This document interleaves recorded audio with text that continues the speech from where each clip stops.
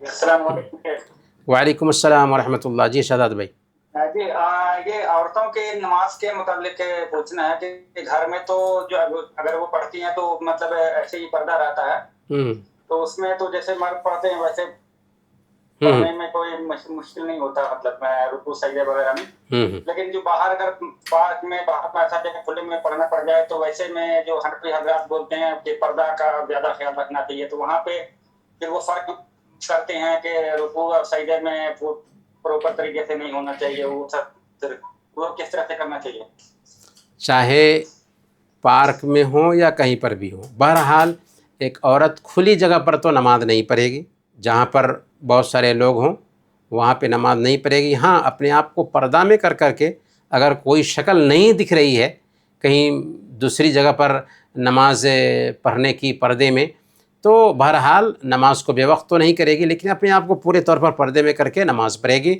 اور نماز کی جو شکل ہے، نماز کی جو شکل بتائی گئی ہے، اللہ رب العالمین نے وہ شکل بتائی ہے، کہیں بھی نماز کی شکل میں کوئی عیب نہیں پایا جاتا کہ عورت کے لیے الگ شکل اختیار کی جائے گی، مرد کے لیے الگ شکل اختیار کی جائے گی۔ سب سے بہتر شکل نماز پڑھنے کی جو بتائی گئی ہے وہ عورت اور مرد دونوں کے لیے برابر ہے۔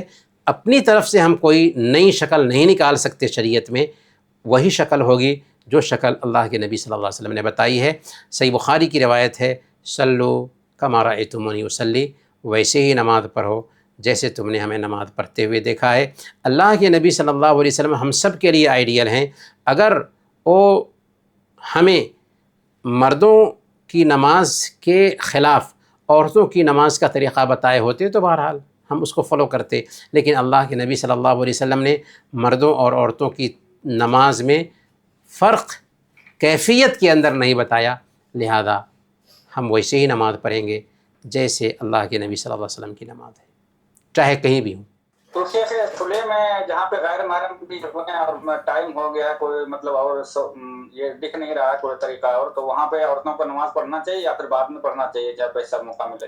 نماز بے وقت نہیں کرنا چاہیے، اپنے آپ کو پورے طور پر ڈھانک کر کے وہیں پہ نماز پڑھیں گے۔ ہاں، دو نمازوں کو جمع کرنے کی بھی گنجائش پائی جاتی ہے۔ مثال کے طور پر ایک عورت ہے باہر میں گئی ہوئی ہے، ظہر کی نماز کا وقت نکل رہا ہے، کوئی بات نہیں، ظہر کی نماز کا وقت نکل جاتا ہے، نکل جائے، لیکن عصر میں وہ نیت کر لے کہ میں عصر میں نماز پڑھ لوں گی، تو اس ناحیہ سے وہ باہر نماز پڑھے گی۔ اس سے بہتر ہے کہ وہ ظہر اور عصر کو اکٹھا کر کے نماز پڑھ لے اور نیت کر لے گی کہ میں ظہر کی نماز عصر کے وقت میں پڑھوں گی، تو سورج ڈوبنے سے پہلے اگر گھر آ سکتی ہے تو وہ ظہر اور عصر دونوں کو جمع کر کے نماز پڑھ لے گی، چاہے جائے کہ وہ کھلی جگہ پر نماز پڑھنے جائے۔